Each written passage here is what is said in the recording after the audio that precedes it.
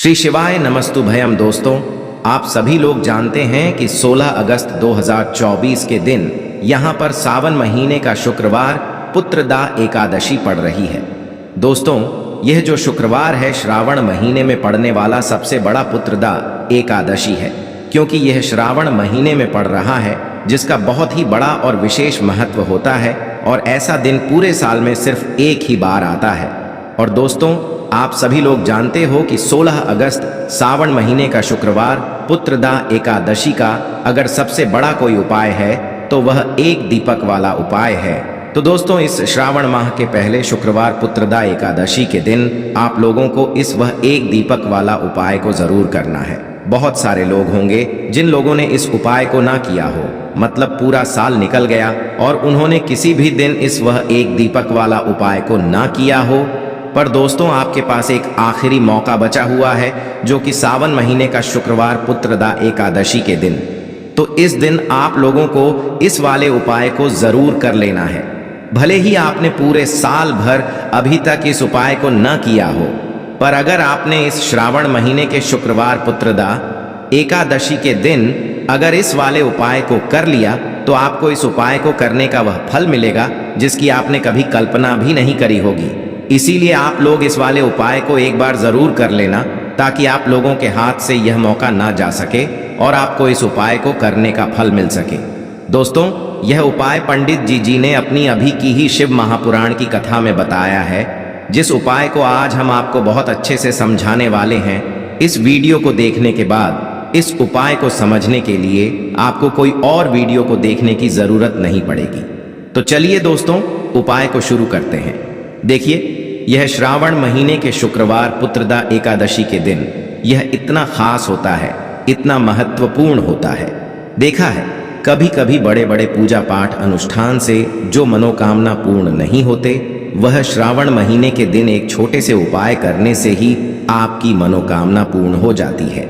और बहुत सारे लोगों ने इस उपाय को किया भी है और उनको इस उपाय को करने का फल भी जरूर मिला है। अगर आप लोग भी इस उपाय को करना चाहते हैं तो आप इस उपाय को पहले अच्छे से समझ लेना, सुन लेना, उसके बाद करना, आपको इस उपाय का फल जरूर मिलेगा। और इस उपाय को कर लेने से आपके घर में चाहे किसी भी प्रकार की दुख और समस्या क्यों ना चल रही हो, आपको उसका कारण भी नहीं पता है कि भाई यह समस्या किस कारण से चल रही है। उसका कुछ भी कारण हो सकता है, जैसे कि दोष हो सकता है या किसी भी तरह का मंगल दोष भी हो सकता है। तो इस दिन आप लोगों को एक दीपक वाला उपाय कर लेना है।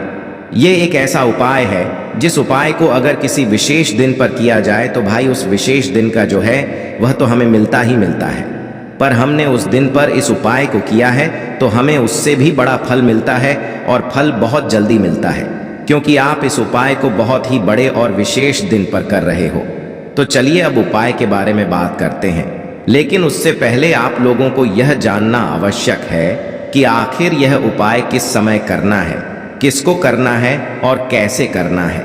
तो चलिए हम आगे आपको वीडियो में एक एक करके बता देते हैं। लेकिन उससे पहले अगर आप लोग हमारे चैनल पर नए हैं तो हमारे चैनल को सब्सक्राइब कर लेना और इस वीडियो को लाइक करके कमेंट बॉक्स में श्री शिवाय नमस्तुभ्यम ओम नमः शिवाय जरूर टाइप कर देना। तो दोस्तों, इस एक दीपक वाला उपाय को हमें इस शुक्रवार पुत्रदा एकादशी के दिन कैसे करना है, किसको करना है, किस समय करना है और कहां पर करना है, ये सारे सवालों के जवाब आपको इस वीडियो में मिल जाएंगे। और जो ये वीडियो देखेगा भाई, उसको इस एक दीपक वाला उपाय जरूर करना चाहिए। और जब बात आ जाए एक दीप वाला उपाय की, तो यह सोने पे सुहागा वाली बात हो जाती है और यह एक बहुत ही बड़ा उपाय हो जाता है इस श्रावण शुक्रवार पुत्रदा एकादशी का। तो अब दोस्तों, इस एक दीपक वाला उपाय को आखिर करना किसको है, सबसे पहले हम लोग वह बात जान लेते हैं। तो देखो, घर की जो बड़ी माताएं बहनें होती हैं, उन माताओं बहनों में से कोई भी एक बड़ी माता बहन इस वाले उपाय को कर सकती है। और दोस्तों, अगर आप चाहे तो अपने घर में से सभी सदस्यों को भी इस उपाय को करवा सकते हैं। अगर किसी व्यक्ति की खुद की कोई मनोकामना है, खुद की कोई दुख और परेशानी है जो कि वह अपने लिए ही करना चाहता है इस वाले उपाय को, तो वह खुद अपने लिए भी कर सकता है। बाकी अगर कोई घर में से ऐसा है जो कि अपने पूरे घर परिवार की सुख और शांति के लिए यह वाला उपाय करना चाहता है, तो भाई वह भी कर सकता है, उसमें भी कोई दिक्कत वाली बात नहीं है। कहने का मतलब यह है कि इस उपाय को हर एक सदस्य भी कर सकता है और पूरे घर परिवार के सदस्य के लिए घर की बड़ी माताओं बहनों में से कोई एक माता बहन भी कर सकती है। माताएं बहनें अगर घर में उपस्थित ना हो या वह यह वाला उपाय ना कर पा रही हो तो फिर घर का कोई बड़ा सदस्य भी इस एक दीपक वाला उपाय को कर सकता है, चाहे फिर वह पुरुष ही क्यों ना हो। उसमें कोई भी दिक्कत वाली बात नहीं है।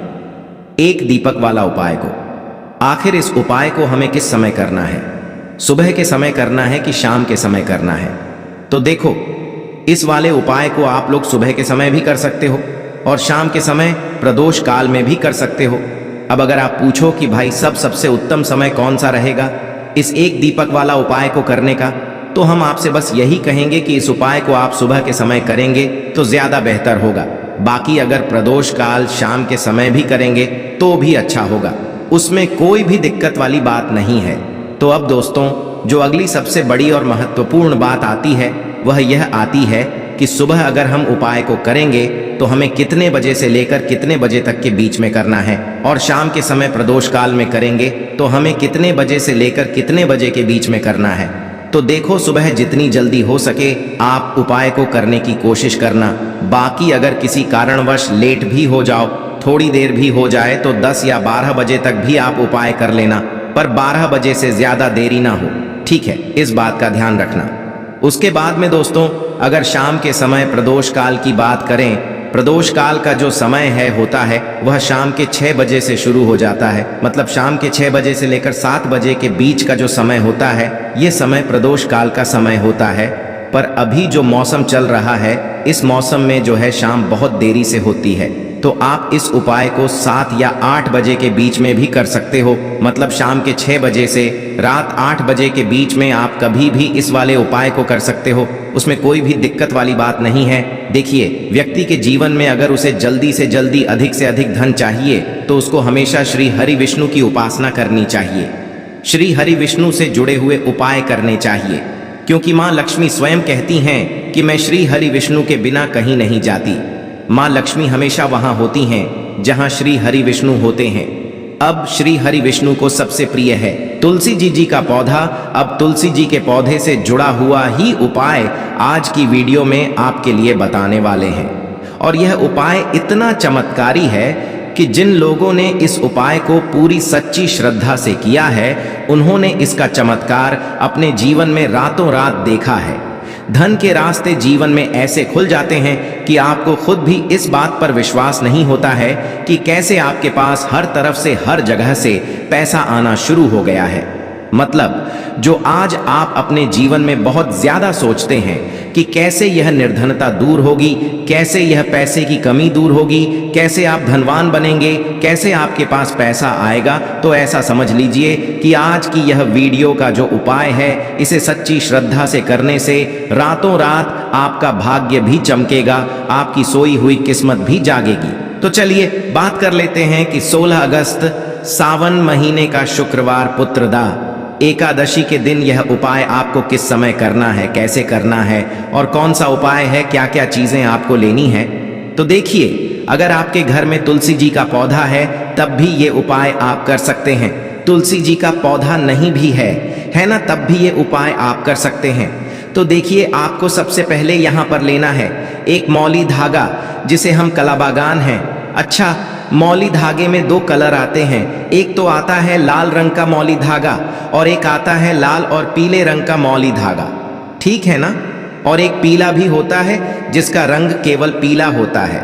आप कोई सा भी मौली धागा यहाँ पर ले सकते हैं।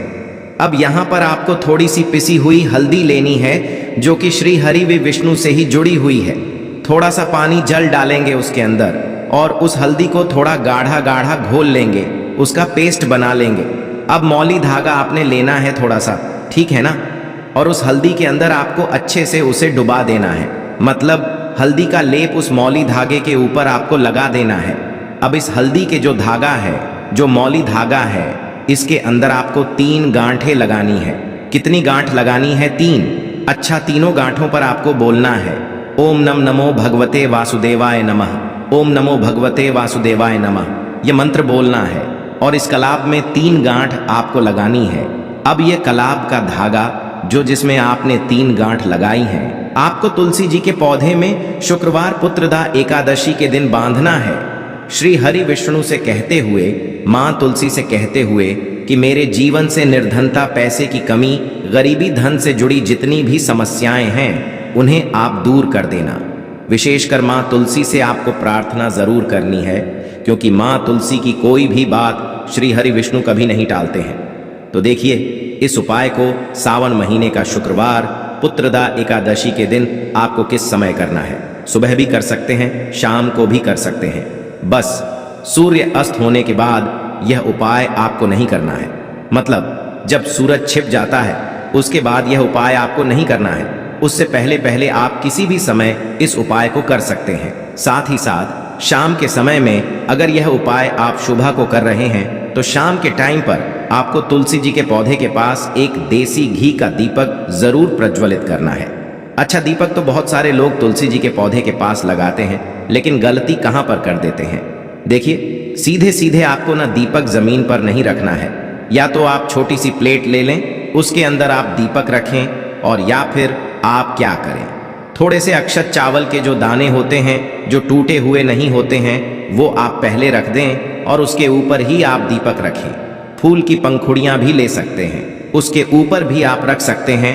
रखते समय भी आपको माँ तुलसी से प्रार्थना करनी है। उनसे कहना है कि मेरे घर में हमेशा धन धान्य भरा रहे, हमेशा धन की वृद्धि होती रहे और फिजूल खर्ची से मैं हमेशा बचा रहूं, कभी भी मेरे घर में धन की बर्बादी ना हो। तो देखिए, ये उपाय जब आप शुक्रवार पुत्रदा एकादशी के दिन करते हैं तो ऐसा समझ लीजिए कि माँ लक्ष्मी और श्री हरि विष्णु जो है वह आपके घर में आकर वास करते हैं। अष्ट लक्ष्मी का आपके घर में वास होता है।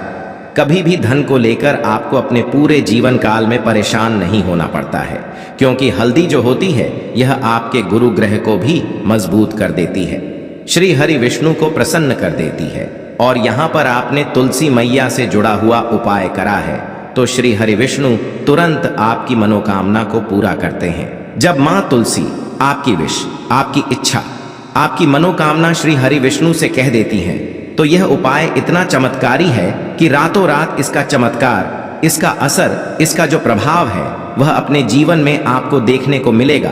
बस पूरी सच्ची श्रद्धा से आपको यह उपाय करना है। तो यह पहला उपाय है, तुलसी मैया से जुड़ा हुआ उपाय है। अब बात कर लेते हैं दूसरे उपाय की। दूसरा उपाय जो अब आपको बताने जा रहे हैं, यह उपाय भी शुक्रवार पुत्रदा एकादशी का ही है और इस उपाय को करने से आपका जो भाग्य है वह उदय होता है, चमकता है। आपका भाग्य आपके भाग्य में अगर दुख, कष्ट, तकलीफें लिखी हैं ना, वो आपके जीवन से दूर हो जाती है। क्योंकि देखिए, भाग्य में कुछ लिखा हो, उस जो भाग्य में लिखा है ना उसे भोगना ही पड़ता है व्यक्ति को, है ना। लेकिन भाग्य में लिखा हुआ भी आप बदल सकते हैं जब आप भगवान की सच्ची श्रद्धा से, मतलब पूरी सच्ची श्रद्धा से उपासना करते हैं, उनकी पूजा अर्चना करते हैं। तो देखिए, आपको करना क्या है। यहाँ पर आपको लेनी है 1 चुटकी पिसी हुई हल्दी, और हल्दी आपको थोड़ा सा जल डालकर, थोड़ा सा गंगा जल डालकर इसका गाढ़ा गाढ़ा सा पेस्ट बना लेना है। और हल्दी का तिलक सबसे पहले आपको श्री हरि विष्णु को लगाना है। सबसे पहले श्री हरि विष्णु के लगाएंगे और फिर वही हल्दी का तिलक आपको अपनी कलाई पर, ठीक है ना, और अपने मस्तक पर लगाना है। इस उपाय को जब आप करते हैं तब आपको श्री हरि विष्णु से कहना है, माँ लक्ष्मी से कहना है कि मेरे दुख, मेरे जीवन में जितने भी दुख हैं, कष्ट हैं जो मेरे भाग्य में लिख गए हैं, उन्हें आप दूर कर देना।